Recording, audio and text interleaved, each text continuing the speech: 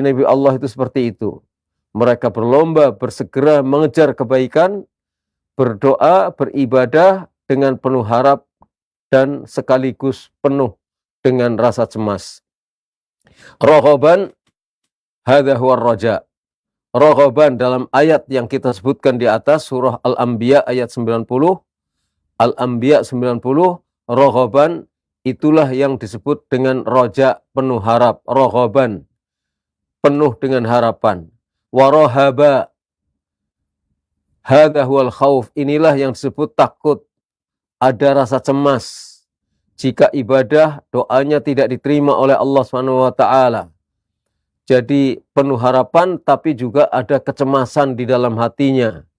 Takut ada kesalahan di dalam ibadah, takut ada hal yang tidak benar dalam doanya, sehingga khawatir tidak diterima oleh Allah. Makanya dia selalu berhati-hati supaya harapannya tidak kandas.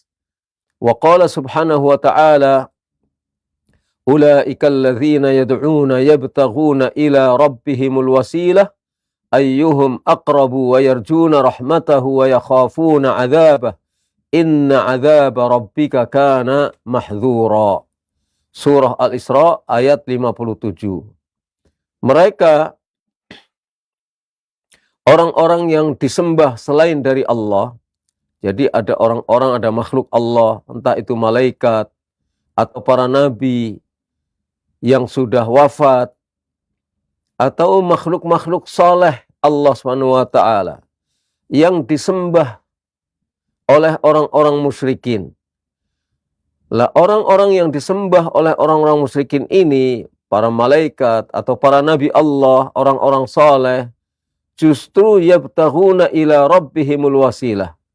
Mereka mencari-cari jalan untuk mendekatkan diri kepada Allah SWT.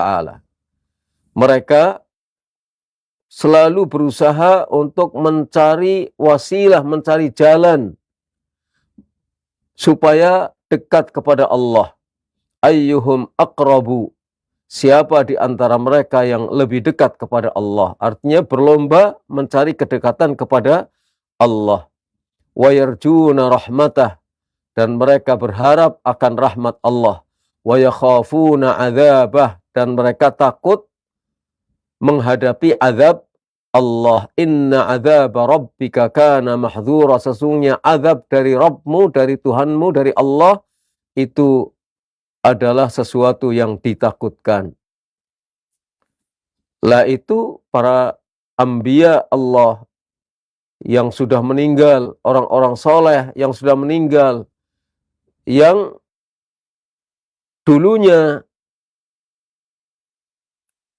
adalah orang-orang yang beribadah kepada Allah SWT, yang kemudian setelah meninggal dunia disembah oleh orang-orang musyrikin.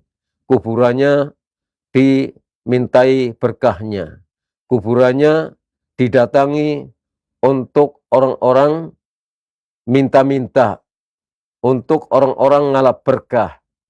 Lah, orang-orang soleh tersebut, para nabi tersebut, justru dulu ketika hidup itu selalu berusaha mencari jalan mendekatkan diri kepada Allah, mencari wasilah. Wasilah itu adalah sarana. Tapi sarana yang dilakukan oleh para nabi dan orang-orang soleh itu adalah dengan beribadah kepada Allah, dengan melakukan amal-amal soleh, dengan menyebut-nyebut nama-nama Allah, dengan menyebut-nyebut sifat-sifat Allah. Itulah wasilah yang digunakan untuk mendekatkan diri kepada Allah, bukan mendatangi kuburan-kuburan, bukan mendatangi tempat-tempat keramat. Lah mereka itu berharap akan rahmat Allah, takut akan azab Allah. Karena memang azab Allah itu jika mengenai seseorang akan sangat berat. Fahum yazma'una bainal khauf war raja. Maka mereka mengumpulkan antara rasa takut dan harapan. Dikumpulkan satu sisi takut, satu sisi yang lain penuh harapan kepada Allah Subhanahu wa ta'ala. Wa qala jalla wa ala, Allah jalla wa ala berfirman, Dalam ayat yang lain surah Az-Zumar ayat 9, amman huwa qanitun ana al-laili sajidan wa qa'iman yahdharu al-akhirata wa yarjuna rahmata rabbih. Apakah kamu, hai orang-orang musyrik, yang lebih beruntung? Ataukah orang yang qanit? Ataukah orang yang khusyuk dalam beribadah kepada Allah di waktu-waktu malam hari, dalam keadaan bersujud, dalam keadaan berdiri, sedangkan ia takut kepada akhirat, takut akan mengalami kesengsaraan dan kecelakaan ketika hidup di akhirat, wa yarju rahmata rabbih, dan berharap akan rahmat Rabb-nya.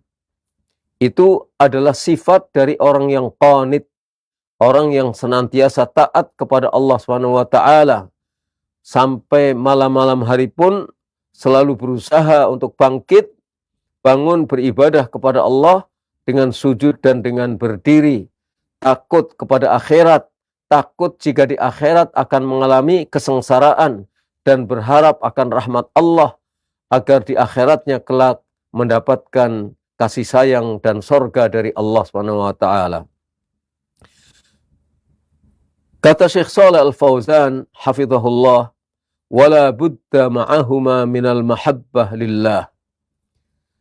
Di samping rasa takut dan berharap kepada Allah, harus disertai mahabbah, harus disertai rasa cinta kepada Allah.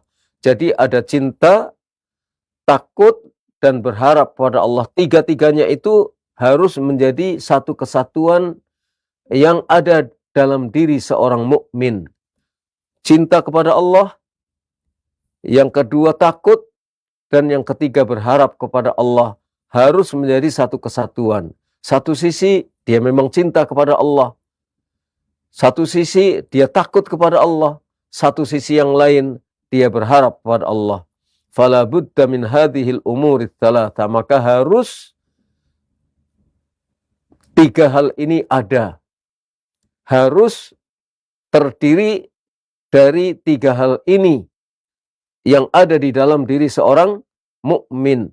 Al-mahabbah lillah, cinta kepada Allah, wal khauf minhu, takut kepada Allah, maksudnya takut dari murkanya, takut dari ancaman siksanya, war raja li fadlihi, dan berharap akan karunia Allah subhanahu wa ta'ala. Faman iqtasara 'ala al-mahabbati faqat fahuwa sufi. Maka siapa yang membatasi pada cintanya saja kepada Allah, maka dia adalah sufi. Orang yang dalam hidup beribadahnya kepada Allah itu didasari hanya dengan cinta saja, tanpa rasa takut dan tanpa rasa harap, pokoknya cinta. Lah ini adalah sufi. Fas-sufiyah ya'buduna Allah azza wa jalla bil mahabbah. Maka madhab sufi, faham sufi, itu orang-orang sufi itu beribadah kepada Allah hanya berdasarkan rasa cinta saja. Kenapa sholat? Karena cinta. Kenapa zikir? Karena cinta kepada Allah. Wala yakhafuna wala yarjun, tidak takut dan tidak punya harapan. Itu yang disebut ibadahnya orang sufi. Itu yang disebut ikhlas, tanpa pamrih. Tanpa pamrih, bahkan tanpa pamrih sorga. Lah itu namanya bukan ikhlas. Kita beribadah itu karena punya harapan mendapatkan sorga dari Allah, mendapatkan pahala dari Allah, ingin melihat Allah SWT, dan takut dari neraka. Tapi mereka, orang-orang sufi, beribadah hanya berdasarkan cinta saja. Yaqulu qailuhum, ana la a'buduhu tam'an fi jannatih, wala khawfan min narih. Ada salah satu di antara mereka mengatakan, saya beribadah kepada Allah karena saya beribadah kepada Allah bukan karena tamak, bukan karena menginginkan surga Allah, dan bukan karena takut kepada neraka Allah. Wa innama a'buduhu lil mahabbati faqat. Tetapi aku menyembah dan beribadah kepada Allah hanya karena cinta saja kepada Allah. Wa hadza dhalalun wal 'iyadzu billah, dan ini adalah kesesatan. Na'udzubillahi min dzalik. Ini yang pertama. Yang kedua, wa man 'abadallah bil khaufi faqat fahuwa minal khawarij.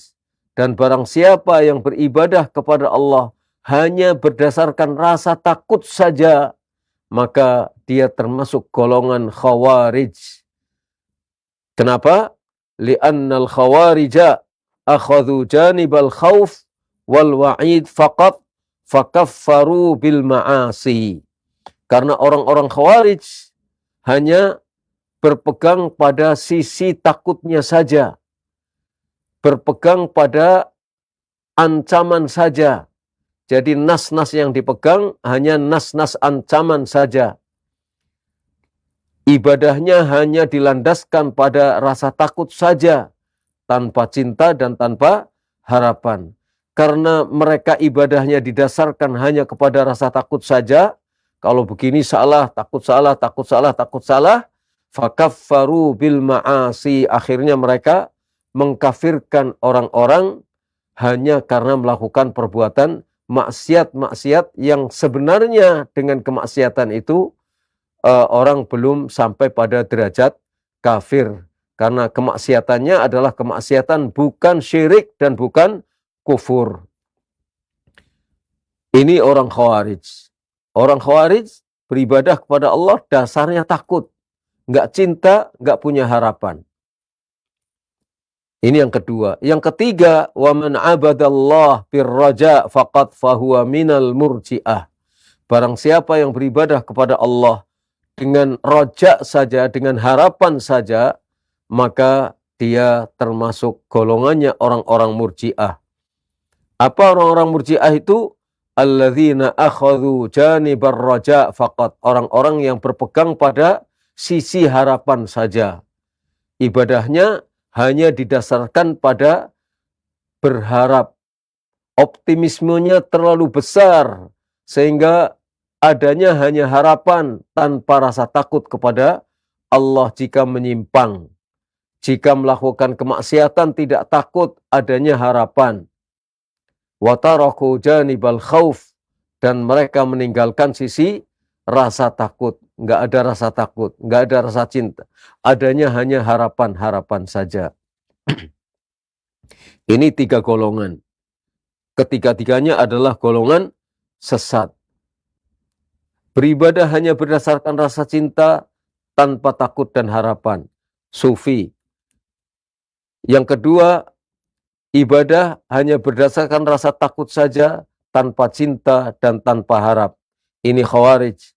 Yang ketiga, beribadah hanya berdasarkan harapan-harapan saja, tanpa rasa takut dan cinta. Ini adalah orang-orang murji'ah. Terus yang benar bagaimana?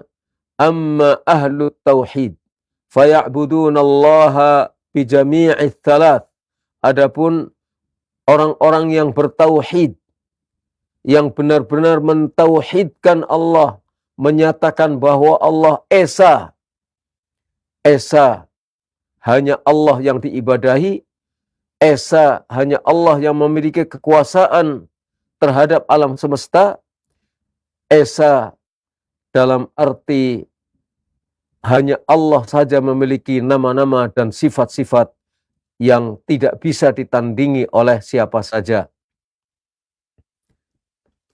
Maka mereka beribadah kepada Allah dengan ketiga hal ini.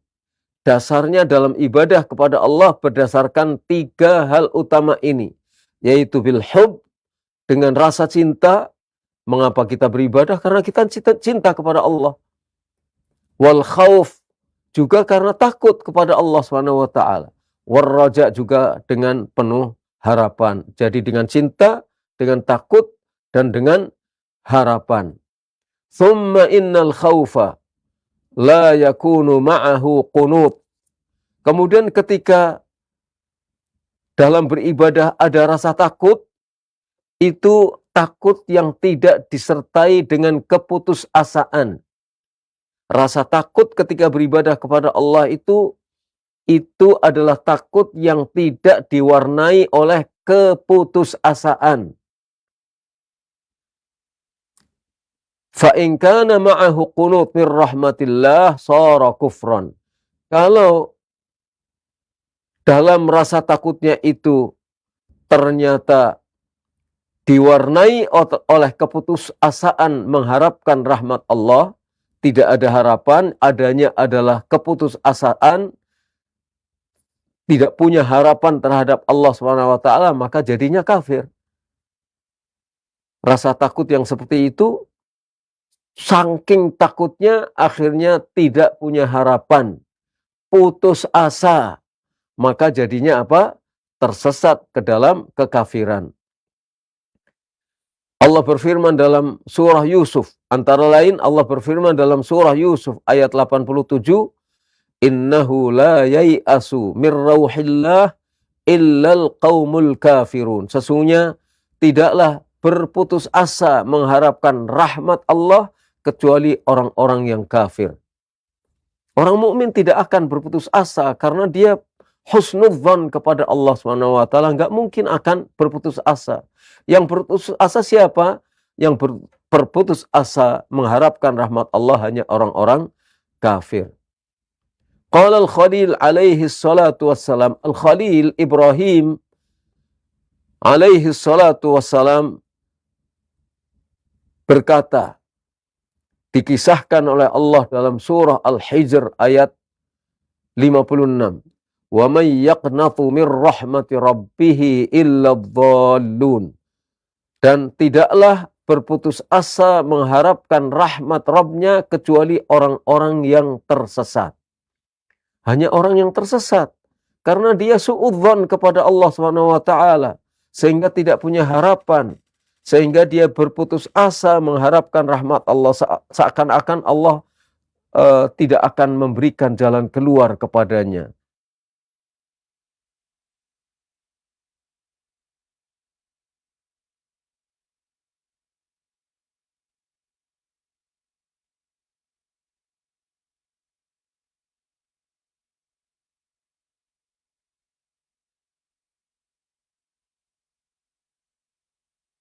Ketika orang punya asa, ketika orang punya harapan kepada Allah, maka harapannya itu harapan yang diwarnai rasa aman untuk tidak mendapatkan murka dari Allah SWT. Harapannya itu bukan harapan yang diwarnai rasa aman terhadap murka Allah SWT. Dan tidak ada rasa takut.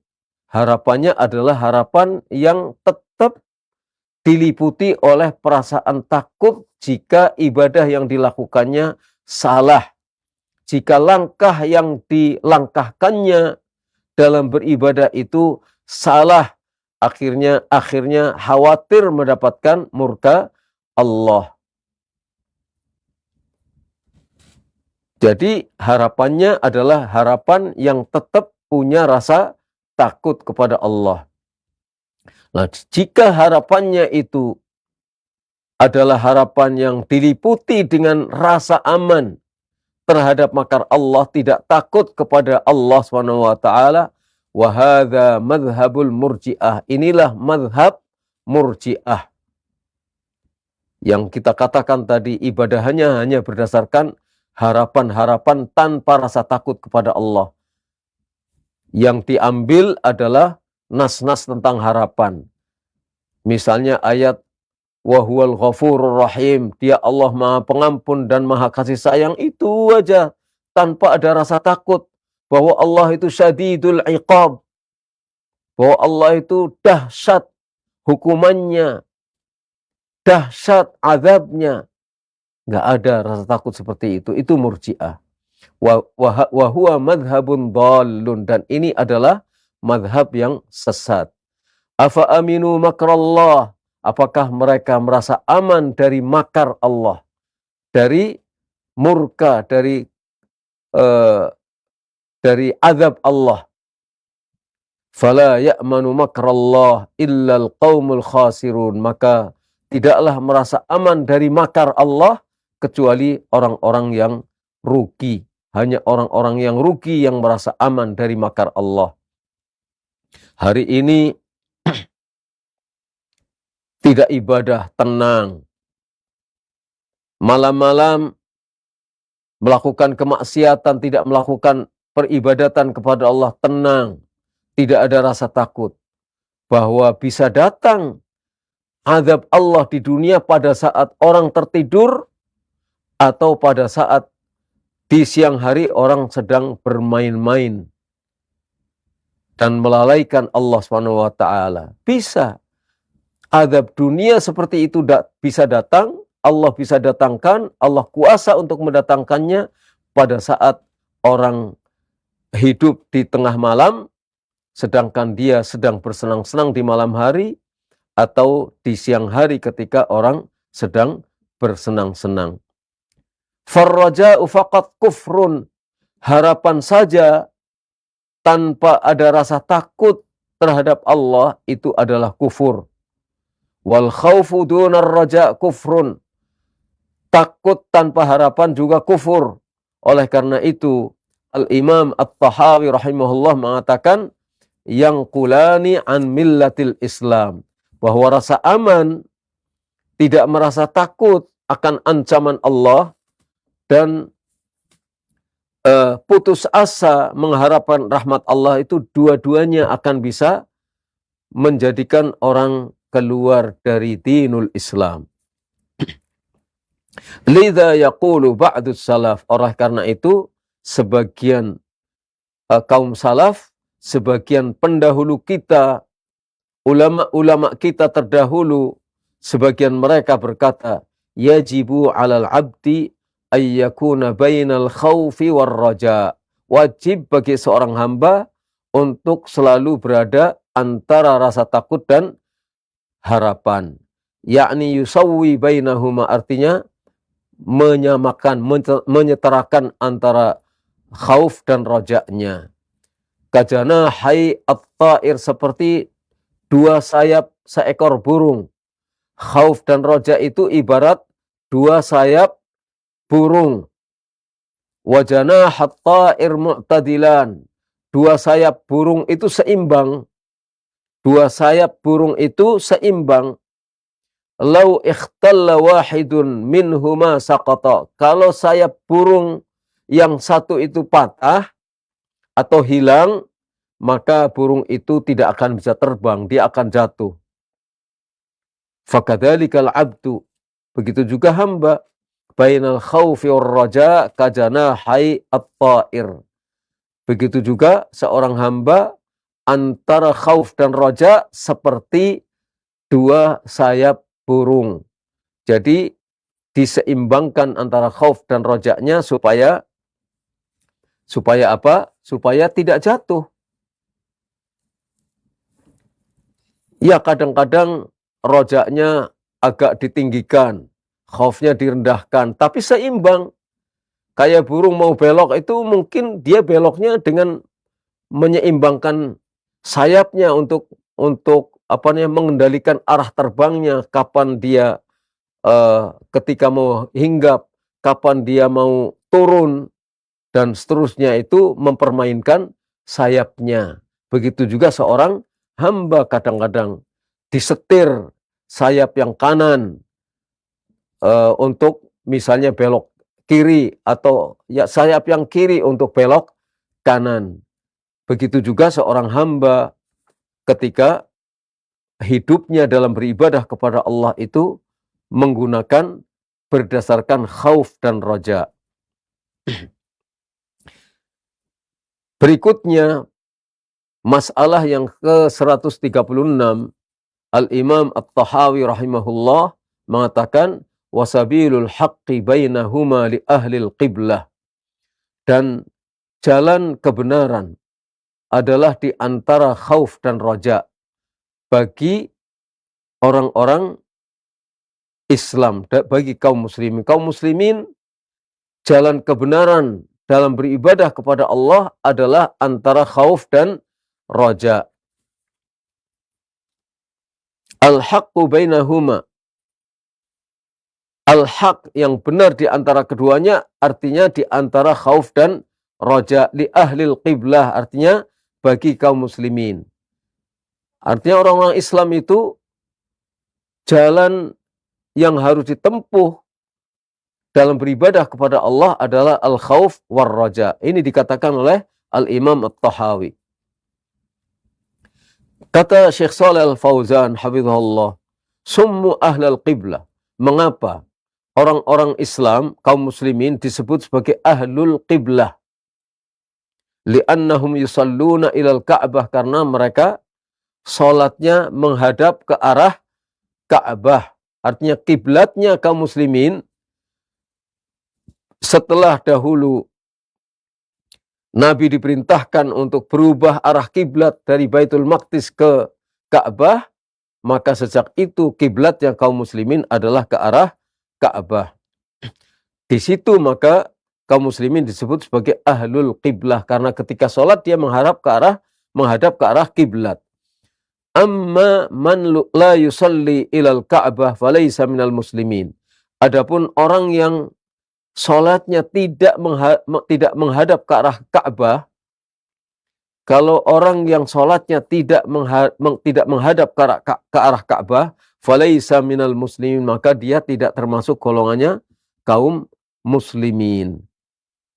Misalnya bagi kita orang Indonesia, ketika beribadah ternyata menghadap ke arah timur, itu bukan muslim. Li'annallaha amara bittawajjuh ilal Ka'bah, karena Allah memerintahkan supaya ketika sholat kaum muslimin menghadap ke arah Ka'bah. Wal wajib ittiba'u amrihi subhanah. Maka kewajiban kaum muslimin adalah mengikuti perintah Allah Subhanahu wa taala. Hinama nusikha al-istiqbal li Baitul Maqdis, ketika menghadap ke arah Baitul Maqdis itu dimansuh, dihapuskan hukumnya oleh Allah. Nabi diperintahkan untuk berubah arah kiblat dari Baitul Maqdis ke arah Ka'bah. Fal mu'min yaduru ma'al awamir. Maka seorang mukmin dia harus berputar bersama dengan perintah. Perintahnya apa, dia lakukan apa yang ia perintahkan. Li'annahu abdun lillah, karena dia adalah hamba bagi Allah. Maka apa saja perintah Allah dia harus ikuti. Jadi kehidupan seorang muslim, seorang mukmin itu harus berputar mengikuti perintah. Kemana arah perintah, ke situ kita ikuti perintah tersebut. Wa ma ja'alnal qiblata allati kunta 'alaiha illa lina'lama man yattabi'ur rasul mimma yanqalibu ala aqibaih. Al-Baqarah ayat 143.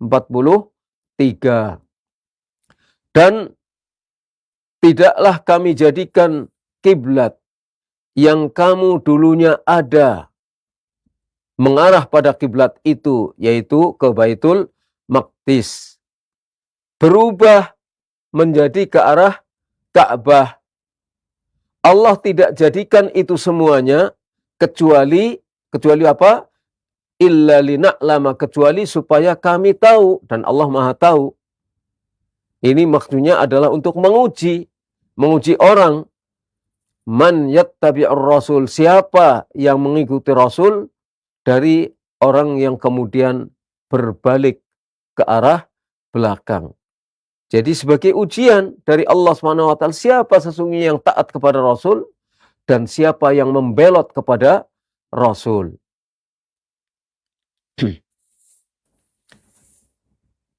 Berikutnya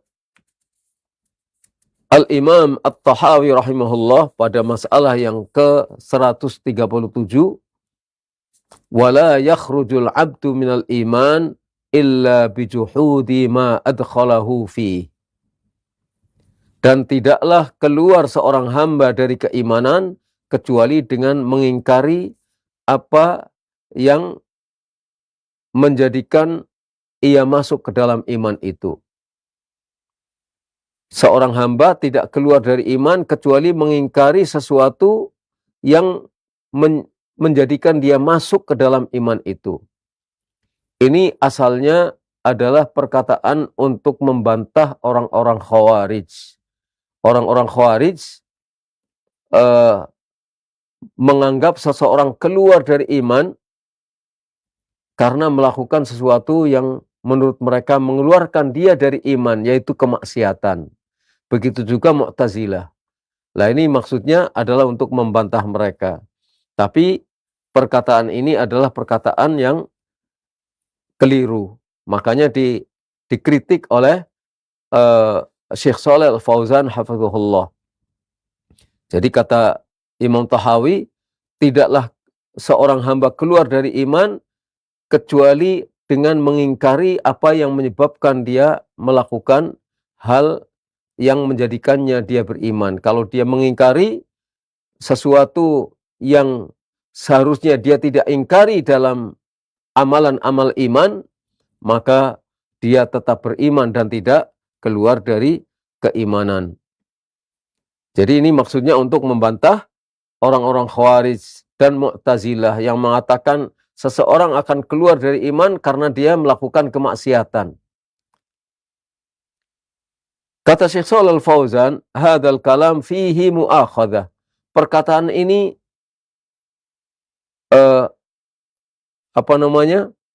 di dalamnya mengandung kesalahan. Harus ada kritik. Terhadap perkataan ini ada kritik. Kenapa? Li'anna qasral kufri 'alal juhud madhabul murji'ah. Karena apa? Karena membatasi kekufuran itu pada pengingkaran saja, ini adalah madhabnya murji'ah. Madhabnya kaum murji'ah. Sebab kekafiran itu bukan mengingkari saja. Sebab kekafiran bukan hanya mengingkari saja.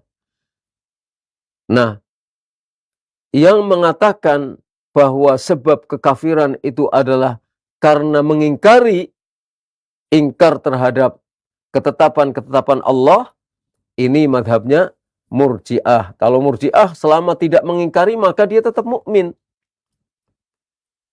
Selama dia tidak mengingkari dia tetap mukmin.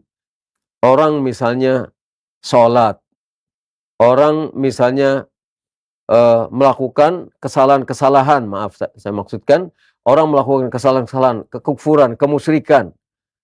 Selama dia tidak mengingkari, maka dia tetap mukmin. Yang menyebabkan dia kafir adalah karena pengingkarannya. Dan ini salah. Ini adalah mazhabnya Murji'ah. Apa yang dikatakan oleh Imam At-Tahawi ini perlu dikritisi supaya orang tidak salah faham. Kata Syekh Shalih Al-Fauzan, wa nawaqidul Islam katsirah. Pembatal-pembatal keislaman itu banyak. Bukan hanya mengingkari saja.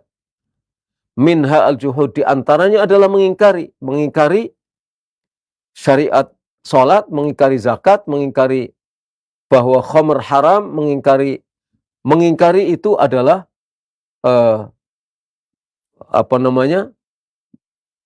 penyebab keluarnya orang dari keislaman.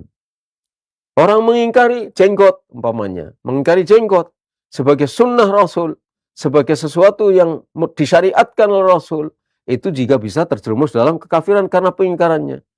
Tapi bukan mengingkari saja. Mengingkari itu hanya di antara sekian banyak pembatal keislaman. Wa minha, di antaranya lagi adalah asyirku billahi azza wa jalla, syirik kepada Allah Subhanahu wa taala. Syirik itu apa?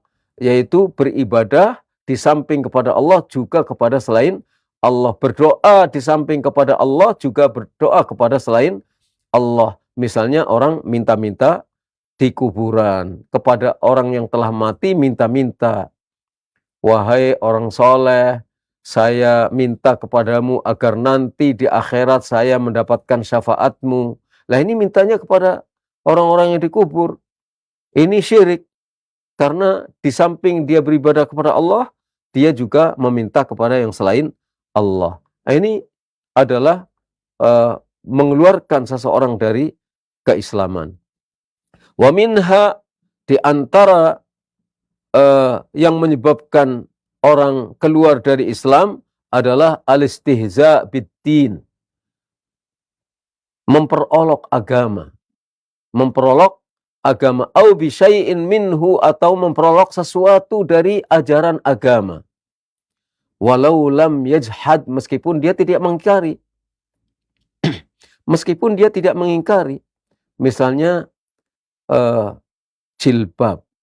Misalnya tutup aurat bagi wanita, jilbab. Diolok-olok, diejek. Meskipun dia memakai, tapi memperolok, apa-apaan ini. Meskipun dia melaksanakannya. Itu bisa terjerumus dalam kekafiran, memperolok agama. Celananya cingkrang, kebanjiran, kalau dia sudah faham bahwa itu adalah ajaran Islam. Ya. Jadi memperolok hukum syariat, misalnya harus di atas mata kaki pakaiannya, pakaian bawahnya itu harus di atas mata kaki, misalnya, itu diperolok. Apaan?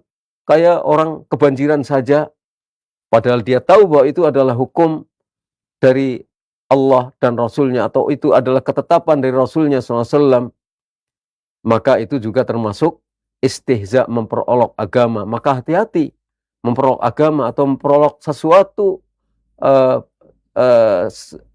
daripada agama, memperolok azab api neraka, memperolok sorga, memperolok siksaan di neraka, diperolok, itu bisa menyebabkan orang karena istihza memperolok itu terjerumus dalam kekafiran.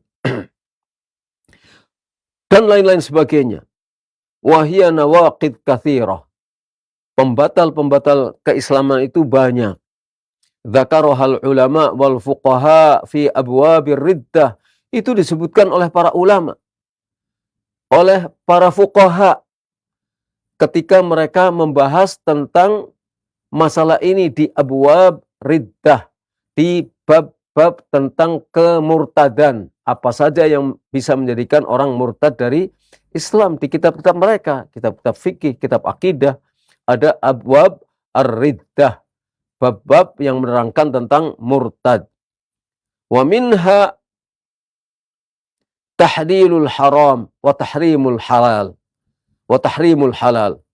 Di antara yang bisa membatalkan keislaman seseorang, menjadikan orang jadi kafir, ini maksudnya supaya kita takut, supaya kita hati-hati terhadap diri kita, jangan sampai melakukan pembatal-pembatal ini. Bukan untuk menuduh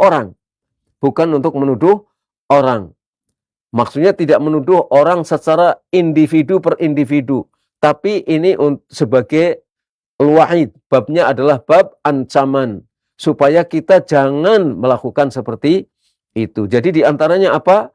Menghalalkan apa yang Allah haramkan, atau apa yang Rasulullah haramkan. Atau sebaliknya, mengharamkan apa yang Allah halalkan, atau Rasulullah halalkan. Wa dzakara Syekhul Islam Muhammad ibn Abdul Wahhab rahimahullah minha asyarah. Syekhul Islam Muhammad ibn Abdul Wahhab rahimahullah menyebutkan nawaqidul Islam itu, yang terpenting pokok-pokoknya ada 10. Wahiyya ahammuha, dan yang 10 ini adalah yang terpenting di antara pembatal-pembatal keislaman. Wa illa fan nawaqid katsirah. Padahal sesungguhnya pembatal-pembatal keislaman itu banyak, tapi disebutkan pokok-pokoknya, yang paling pentingnya itu ada 10. Faqasru nawaqidil Islam 'alal juhud faqat ghalat. Maka membatasi pembatal keislaman itu hanya pada pengingkaran saja, itu adalah salah. Itu adalah kesalahan. Wa ba'dul kuttab al-muta'alimin al-yawm yuhawiluna izhar hadzal madhhab. Sebagian penulis ya hari ini yang sok tahu, sok pinter hari ini mencoba untuk menunjukkan, untuk mengembangkan, untuk menampakkan madhab ini. Untuk menampakkan madhab ini. Kalau tidak ingkar, tidak apa-apa. Jangan sampai ingkar. Jadi mempermudah masalah ini. Tujuannya apa? Tujuannya an yasiran nas fi sa'atin minad-din, supaya orang itu leluasa dalam beragama. Jadi mencoba supaya orang-orang itu punya kelonggaran di dalam beragama. Madama annahu lam yajhad fahuwa indahu muslim. Selama seseorang itu tidak ingkar, maka menurut mereka dia masih muslim. Akhirnya membuka pintu kemaksiatan yang sangat banyak. Orang akan mempermudah sesungguhnya maksiat, akhirnya orang menganggapnya tidak maksiat selama tidak ingkar. Nanti lama-lama orang berzina, selama tidak ingkar, tidak kafir, tidak akan terjerumus dalam perkara besar. Ya, kalau hanya berzina saja tidak kafir, memang betul. Ya, tapi akhirnya orang akan mempermudah. Yang penting tidak ingkar, maka semuanya jadi boleh. Semuanya akhirnya merasa itu boleh, tidak mengapa. Kan Allah Ghafurur Rahim. Allah itu Maha Pengampun dan Maha Kasih Sayang. Zina, merampas, merampok, membunuh, akhirnya semuanya jadi boleh. Nah, meskipun hukum asalnya tidak menyebabkan hanya dengan itu saja menjadi kafir. Tapi kan nawaqidul Islam banyak. Nawaqidul Islam itu banyak, kita harus berhati-hati. Jangan sampai kita memperolok agama, jangan sampai kita memperolok sesuatu dari azab di api neraka, atau memperolok sesuatu dari pahala sorga. Bicara tentang neraka, tapi sambil ketawa-ketawa, sambil memperolok. Subhanallah. Jangan sampai kita melakukan hal-hal yang menyebabkan kita bisa terjerumus dalam kekafiran. Perbuatan itu syirik sesungguhnya. Tapi orang mempermudah, yang penting tidak mengingkari. Bahwa ini salah loh. Kalau perbuatannya itu syirik, syirik saja. Sujud kepada patung misalnya. Ya syirik. Dia terjerumus dalam kemusyrikan. Apapun yang dia lakukan, mengingkari atau tidak mengingkari, dia sujud dengan kerelaan, sujud dengan ridho, sujud, dia bisa terjerumus dalam, itu akan terjerumus dalam kemusyrikan. Jadi harus hati-hati.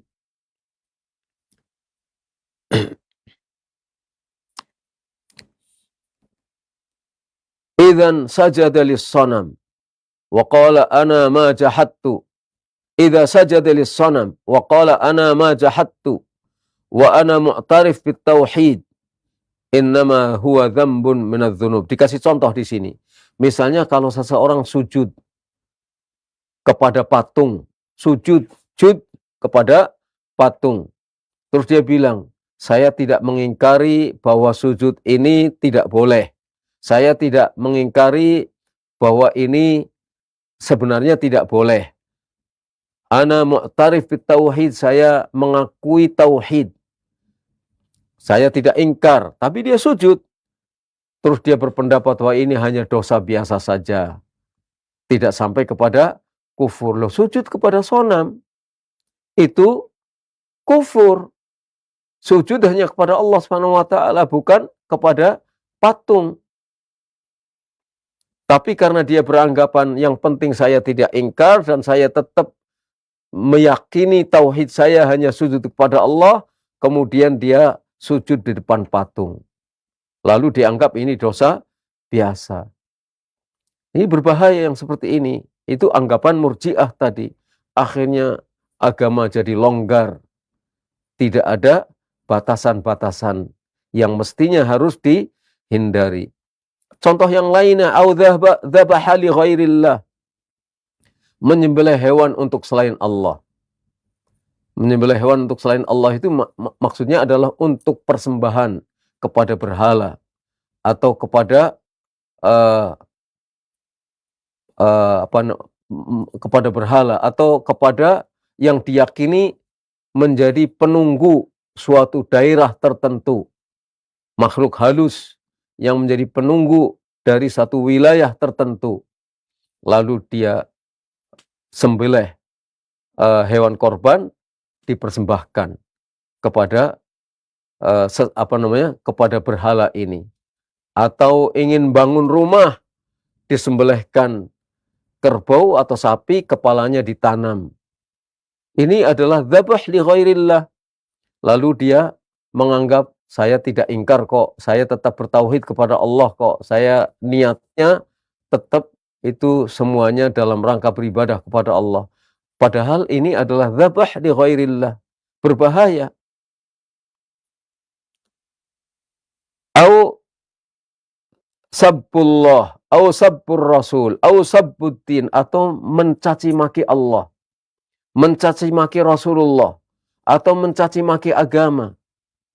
Niat saya tidak mencaci maki kok, tapi yang keluar dari lidahnya, dari mulutnya itu caci makian. Ini kufur. Meskipun niatnya tidak seperti itu, tetap kufur. Yaqulun hadza muslim. Mereka mengatakan itu tetap muslim. Li'annahu lam yajhad, karena dia tidak ingkar. Wa hadza ghalatun kabir, dan ini adalah kesalahan besar. Wa hadza yudhi'ud din tamama, ini menghilangkan agama secara total. Terus Nabi mengajarkan apa? Nabi dulu mengajarkan tidak melihat tentang niat mereka, bahwa orang-orang jahiliyah dahulu menyembah patung-patung, menyembelih hewan korban untuk patung-patung mereka. Dilarang oleh Nabi SAW. Dihilangkan oleh Nabi SAW. Lah kemudian sekarang dibolehkan. Dengan anggapan itu bukan ingkar. Maka ini artinya menghilangkan ajaran agama. Fala yabqa dinun, sehingga agama tidak tersisa lagi. Fal wajib al-hadar min hadzal khataril azim. Maka kewajiban kita adalah berhati-hati dari bahaya yang besar ini.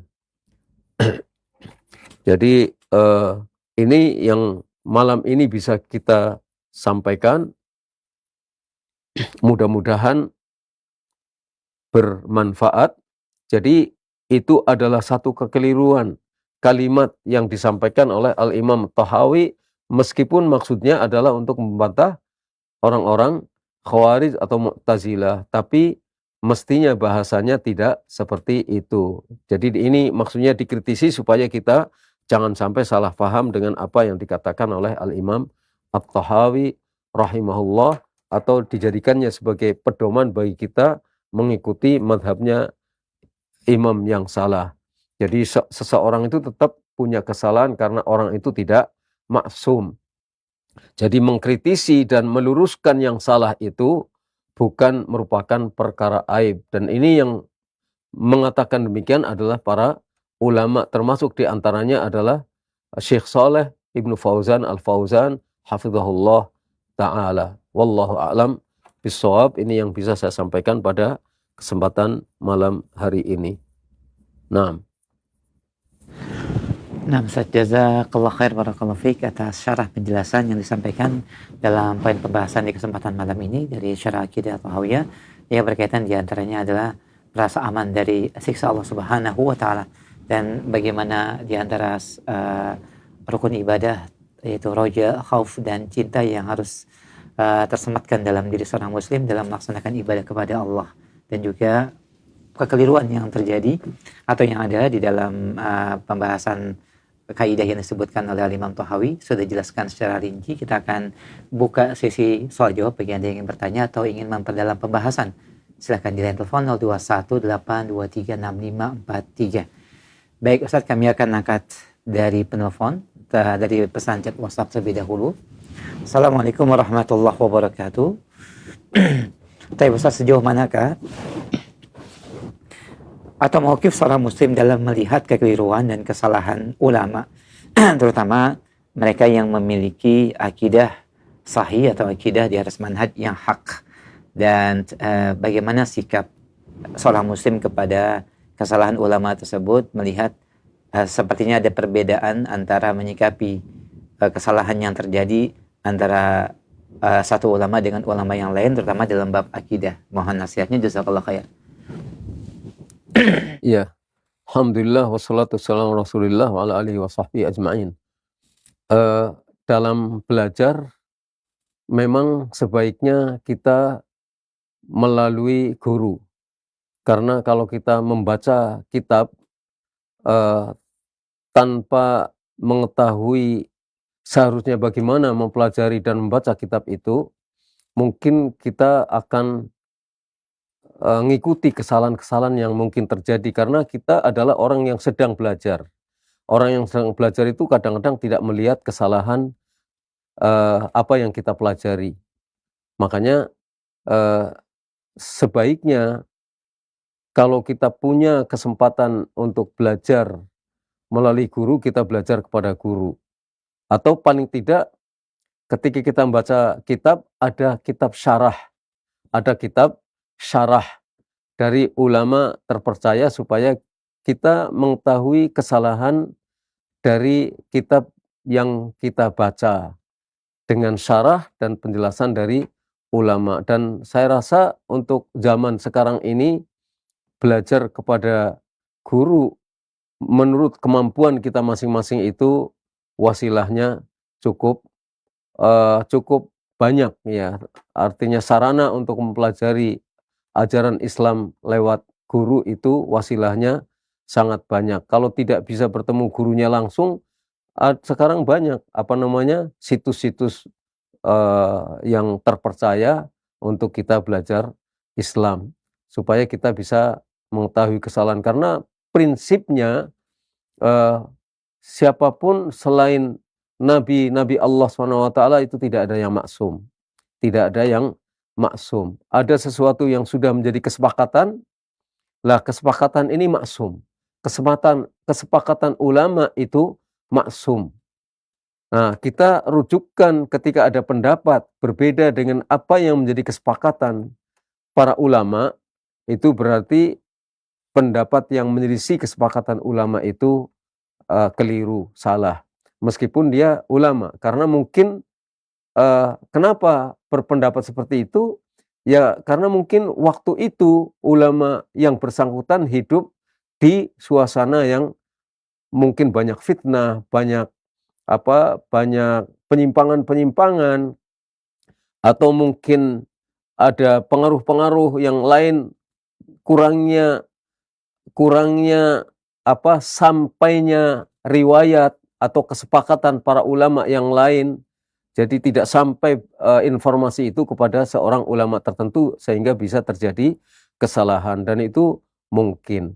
Lah tentang al-iman, bahwa iman itu meliputi perkataan dengan lidah, terus perkataan dengan hati, dan amalan dengan anggota badan, itu sudah merupakan kesepakatan.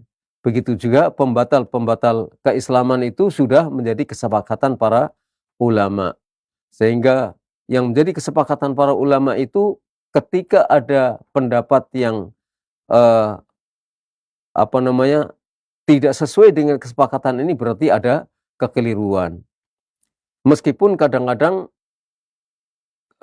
seorang ulama ketika menyampaikan pernyataan itu tidak dimaksudkan untuk mengingkari atau tidak sengaja menyalahi apa yang sudah menjadi kesepakatan, karena maksudnya adalah untuk membantah satu kelompok tertentu, seperti misalnya Imam Tahawi di sini maksudnya adalah untuk membantah orang-orang Khawarij. Tapi memang ada kekeliruan, dan ini harus diluruskan kekeliruan seperti ini supaya tidak dianggap kekeliruan itu sebagai satu kebenaran. Wallahu a'lam bishawab. Nah, Ustaz, jazakallah khair atas jawaban dan penjelasan yang disampaikan. Barakallahu fiik. Kami angkat kembali pertanyaan selanjutnya. Assalamualaikum warahmatullahi wabarakatuh. Pertanyaan dari pemirsa atau pendengar Roja, terkadang orang mencari-cari celah untuk tetap bisa melakukan perkara haram yang belum bisa dia tinggalkan. Misalnya orang yang belum bisa meninggalkan musik atau belum bisa memelihara jenggot karena tuntutan pekerjaan. Apakah alasan-alasan seperti ini dibenarkan, Ustaz? Dan bagaimanakah sikap hati yang seharusnya ada pada diri orang tersebut? Mohon nasihatnya, jazakallah khair. Ya, yang paling utama adalah pertama memahami. Yang kedua berusaha untuk berdoa, ya berusaha untuk bisa melaksanakan dan berusaha melawan hawa nafsu. Berusaha melawan hawa nafsu dengan senantiasa mohon pertolongan Allah SWT. Kalau misalnya ada tuntutan pekerjaan yang menuntut kita harus melakukan perbuatan-perbuatan yang haram, ya kita harus berusaha untuk menghindar dari perbuatan haram itu. Kalau misalnya pekerjaan itu menuntut seperti itu, ya berarti kita bagaimana caranya agar kita mendapatkan pekerjaan yang tidak bertentangan. Wallahu a'lam bishawab. Ya selalu berusaha berdoa kepada Allah agar kita langkahnya dituntun oleh Allah melakukan yang sesuai dengan tuntunan sunnah Nabi SAW. Adapun kita dalam hidup itu tetap harus berpikir tentang skala prioritas. Ada yang wajibnya itu sangat utama. Kalau kita misalnya tinggalkan pekerjaan karena ada tekanan-tekanan seperti itu, tapi kita tidak bisa mendapatkan pekerjaan yang lain, ya gimana? Ya, kita secara bertahap nanti berusaha untuk bisa melaksanakan apa yang disyariatkan oleh Allah Subhanahu wa Ta'ala. Tapi kan pelanggaran itu terdiri dari berbagai jenis, ya. Pelanggaran itu terdiri tidak satu derajat tingkatnya. Ada mungkin seorang pekerja harus meninggalkan sholat berjamaah, karena kalau meninggalkan sholat berjamaah, karena kalau dia harus sholat berjamaah meninggalkan pekerjaannya, terjadi bahaya yang lebih besar.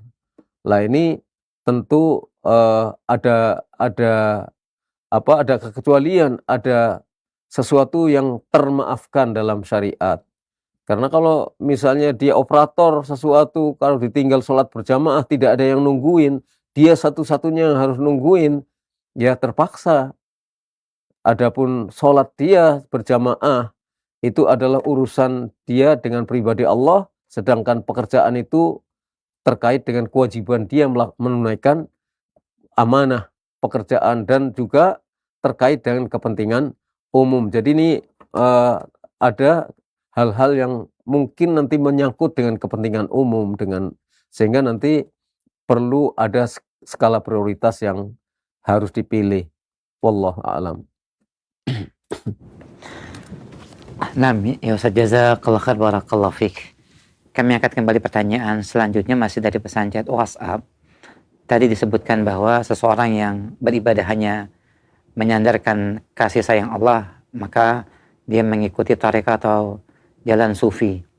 Pertanyaannya Ustaz, apakah dalam Islam tidak disyariatkan untuk meniti tarekat tertentu, dan apakah mengikuti tarekat tersebut bertentangan dengan sunnah Nabi kita Muhammad Sallallahu Alaihi Wasallam yang mengajarkan mencari wasilah, sebagaimana kisah Nabi Allah Musa yang mencari jalan ilmu kepada Khidir alaihi salam. Mohon pencerahan dan nasihatnya, jazakallah khair. Iya. Tidak ada thariqah tertentu di dalam beribadah kepada Allah kecuali mengikuti thariqah Nabi Muhammad SAW. Ketika kita berakidah, kita ikuti bagaimana cara berakidahnya Nabi SAW. Bagaimana cara berakidahnya para sahabat radhiyallahu anhum yang sudah memahami akidah itu dari Nabi Muhammad dan mengamalkan akidah itu dari Nabi Muhammad SAW. Begitu juga tentang amalan-amalan ibadah. Begitu juga tentang tazkiyatun nufus. Bagaimana membersihkan jiwa kita. Tidak ada thariqat tertentu untuk beribadah kepada Allah kecuali mengikuti Nabi Muhammad SAW seperti apa yang difahami oleh para salafun salih ridwanullah alaihim ajma'in. Jadi tidak ada cara itu. Adapun yang terkait dengan Nabi Musa dan Khadir, misalnya kita mencari ilmu juga mencari ilmu sesuai dengan apa yang diajarkan oleh Nabi. Kita kan sudah berikrar. Ikrar pertama asyhadu alla ilaha illallah. Itu menunjukkan bahwa kita harus ikhlas dalam beribadah kepada Allah. Ikhlas itu artinya ibadahnya hanya tertuju kepada Allah dan tidak kepada yang selain Allah. Apa saja macam-macam ibadah, berarti kita harus mempelajari berbagai macam ibadah yang apabila kita lakukan untuk selain Allah, kita terjerumus kepada kemusyrikan, bertentangan dengan ikrar kita asyhadu alla ilaha illallah. Yang kedua, kita sudah ikrar asyhadu anna Muhammadar Rasulullah, mengakui bahwa Nabi Muhammad adalah utusan Allah. Maka kita harus berusaha mengikuti sekuat tenaga kita bisa mengikuti Nabi SAW dalam beragama, dalam beribadah. Dalam beragama. Termasuk di dalamnya urusan-urusan agama adalah membersihkan jiwa kita, membersihkan hati kita, mengikuti tata cara Rasulullah SAW dan tidak ada tata cara yang lain selain dari tata cara Rasulullah Shallallahu Alaihi Wasallam. Itu dalam urusan beragama. Ya. Nah. Barakallahu fiik. Jazakallahu khairan ya Ustaz atas nasihat dan jawabannya yang disampaikan. Kami angkat kembali pertanyaan selanjutnya. Assalamualaikum warahmatullahi wabarakatuh. Bagaimanakah menghadirkan rasa cinta dalam beribadah dan juga menggabungkan antara khauf dan roja, terutama ketika hati atau jiwa ini semakin jauh dari syariat Allah, tersibukkan dengan perkara-perkara dunia dan terlalaikan dengan pekerjaan, sehingga baru teringat tentang wajibnya kembali kepada Allah ketika usia sudah senja. Mohon nasihatnya Ustaz, jazakallah khairan. Iya, jadi tidak bosan saya ingin menyampaikan bahwa yang paling pertama kita mohon kepada Allah, mohon petunjuk, mohon hidayah, mohon taufik. Dan kita renungkan ketika kita berdoa dalam salat kita, ihdinas siratal mustaqim. Ya Allah, tunjuki kami jalan yang lurus. Itu maksudnya adalah supaya kita semakin faham terhadap Islam, terus mendapatkan taufik untuk mau dan mampu mengamalkan apa yang kita fahami, dan memohon taufik supaya kita tetap istiqomah dan terus meningkat pemahaman kita, meningkat ibadah kita kepada Allah, istiqomah dalam hal itu, kemudian kita mohon taufik supaya kita husnul khatimah. Ini prinsipnya seperti itu. Yang kedua, kita lakukan sebab-sebabnya. Apa sebabnya? Sebab-sebabnya adalah kita belajar. Kita pelajari agama Islam ini. Dan yang terpenting di antara semua ilmu yang ada adalah memahami tentang Allah. Siapa Allah, nama-namanya, sifat-sifatnya. Dengan memahami siapa Allah, nama-namanya, sifat-sifatnya, perbuatan-perbuatannya, hukum-hukumnya, akan tumbuh rasa cinta. Karena Allah nanti akan memberikan taufik kepada kita. Tadi kan di awal kita berdoa kepada Allah. Terus jalannya kita tempuh, yaitu belajar. Mempelajari nama dan sifat Allah itu tidak akan ada habis-habisnya. Bahkan kalau kita mau, waktu kita kurang untuk belajar tentang nama-nama dan sifat-sifat Allah. Ketika kita semakin paham nama-nama Allah, maka kita semakin cinta kepada Allah. Semakin butuh kepada Allah. Harapannya semakin besar kepada Allah. dan kita semakin takut kepada Allah dan kita merasa semakin kecil di hadapan Allah Subhanahu wa taala. Jadi salah satu caranya adalah itu berdoa, yang kedua kita tidak bosan-bosannya mengkaji dan mempelajari, mendalami tentang Allah, nama-namanya, sifat-sifatnya. Dan setelah itu ya kita tentu akan mempelajari prinsip-prinsip dan pokok-pokok ajaran Islam, kemudian apa saja yang perlu yang kita perlukan dalam kehidupan ini, yang itu kita tidak bisa menghindar kecuali kalau kita mempelajarinya. Artinya ada pelajaran-pelajaran yang seseorang tidak bisa lepas, harus mempelajari pelajaran-pelajaran itu. Karena kalau dia tidak bisa mempelajari itu, dia tidak akan bisa melakukan peribadatan yang benar kepada Allah. Misalnya tentang wudhu, tentang sholat. Kalau kita tidak mempelajarinya, wudhu kita akan salah.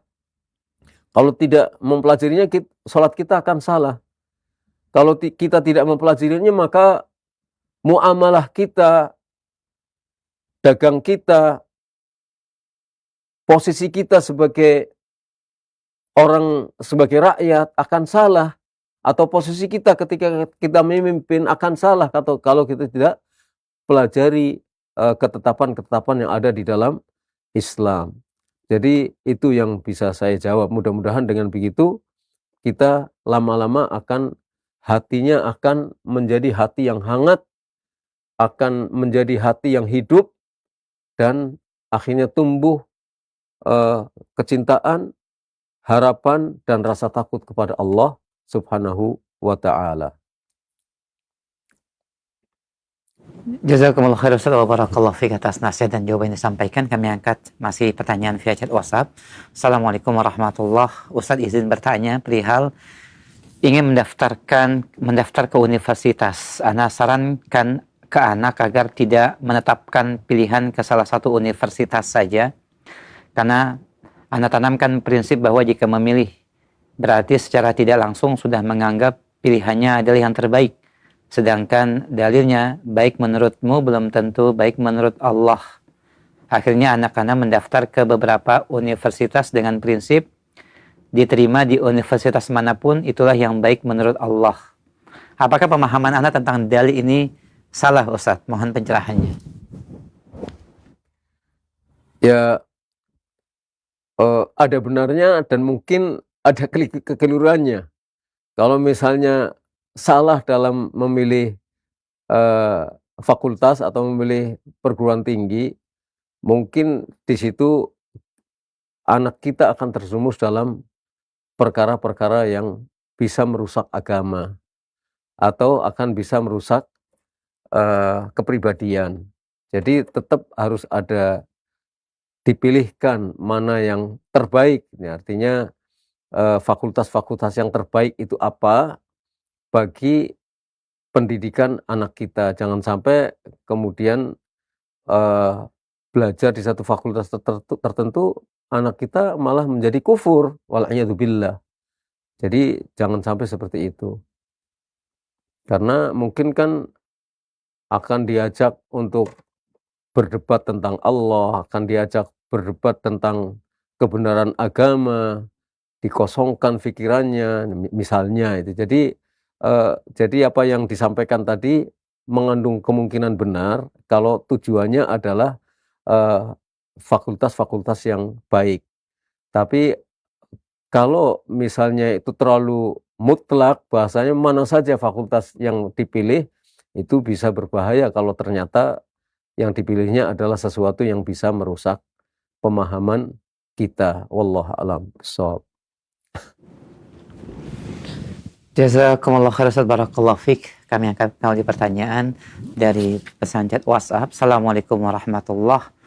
Berkaitan dengan ulama yang diambil ilmunya, Ustaz, apakah atau siapakah Jaham bin Sofwan yang dikatakan di salah satu majelis dia merupakan silsilah sanad dari silsilah sanad dari sebuah lembaga keagamaan yang memang murid dari Al-Imam Al-Hasan Al-Basri, seorang tabi'in yang mulia. Apakah benar demikian dan boleh diambil akidah dan manhaj dari Jaham bin Safwan. Mohon nasihatnya, jazakallahu khair. Jaham bin Safwan itu adalah pencetus faham Jahmiyah, dan Jahmiyah adalah pemahaman yang sesat. Jadi Jaham bin Safwan itu adalah imamnya orang-orang Jahmiyah. Mengapa disebut Jahmiyah? Karena imamnya adalah Jaham bin Safwan. Maka kalau ada runutan ilmu menuju ke arah Jaham bin Safwan, lebih baik kita tinggalkan. Karena dia dalam memahami masalah iman, dia Murji'ah. Dalam memahami masalah takdir, dia Jabriyah. Dalam asma wa sifat, Jahmiyah menolak sifat-sifat Allah, bahkan menolak nama-nama Allah SWT. Bahwa Jahmiyah itu mengatakan Al-Quran itu makhluk. Jadi Allah menciptakan kalamnya, menciptakan Al-Quran. Ini berbahaya sekali. Jadi kalau itu ada sanad menuju ke arah Jahmiyah, ya lebih baik ditinggalkan Jahmiyahnya. Ya, masih banyak ulama-ulama yang lain yang benar, yang tidak terkontaminasi dengan pemahaman-pemahaman yang salah seperti itu. Wallahu a'lam bishawab. Baik, jazakallahu khair wa barakallahu fik atas pencerahan dan juga jawaban yang disampaikan. Demikian beberapa pertanyaan yang bisa kami hadirkan di kesempatan malam ini, Ustadz. Dan sebagai kesimpulan materi kajian malam ini dan ikhtitam, kami persilahkan, Ustadz. Ya, jadi para pendengar, para pemirsa Radio Roja yang dirahmati Allah SWT, marilah kita pastikan bahwa ketika kita beribadah kepada Allah itu didasari rasa cinta kepada Allah, didasari harapan yang besar kepada Allah, tapi pada saat yang sama juga didasari dengan rasa takut akan azab Allah SWT. Dan itu caranya adalah dengan senantiasa berdoa kepada Allah, mohon petunjuk dan taufik, kemudian kita lalui jalan wasilah menuju terbentuknya cinta, khauf dan roja kepada Allah dengan cara banyak belajar dan mempelajari dinul Islam ini dari sumbernya yang benar, termasuk di dalamnya mempelajari masalah asma dan sifat Allah. Karena ini prinsip mempelajari asma dan sifat Allah itu adalah mempelajari Allah sesembahan kita, Rabb kita yang kita ibadahi, yang kita sembah, yang kita rindukan. Kita ingin bertemu dengan Allah SWT, dan kita rindukan ingin melihatnya nanti di hari kiamat, terutama di sorga. Ini saja yang bisa saya sampaikan. Wassallallahu ala nabiyina Muhammad wa ala alihi wa sahbihi ajma'in. Jazakumullah khair, kami sampaikan kepada Ustaz Ahmad Faiz Asifuddin, hafizahullah ta'ala. Jazakallah khair Ustaz atas faedah ilmu yang bermanfaat, kelapangan waktu yang diberikan di kesempatan malam ini, pembahasan dari Syarah Aqidah Thahawiyah, dan sejumlah faedah dari soal jawab dan pertanyaan sudah disampaikan dan dijawab oleh Ustaz. Semoga memberikan faedah bagi yang bertanya dan juga bagi yang menyimak dan mendengarkan. Dan insya Allah kita akan lanjutkan kembali pembahasan dari Syarah Aqidah Thahawiyah di kesempatan Kamis atau di kesempatan Jumat yang akan datang, insya Allah ta'ala. Dan demikian pembahasan di kesempatan malam ini. Kami ucapkan jazakumullah khairan atas kebersamaan Anda, dan kita memohon kepada Allah taufik dan hidayahnya agar memahami ilmu yang kita pelajari dan juga dimudahkan untuk mengamalkan dalam kehidupan kita sehari-hari. Kami akhiri dengan kafaratul majlis. Subhanakallahumma bihamdik, asyhadu an la ilaha illa anta, astaghfiruka wa atubu ilaik. Assalamualaikum warahmatullahi wabarakatuh.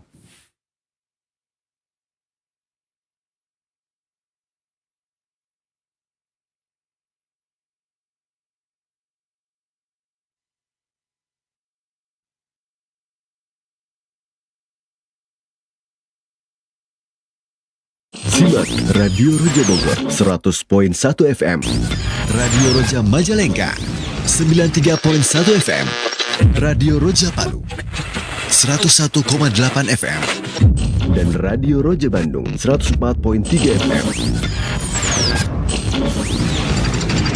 Menebar cahaya sunnah.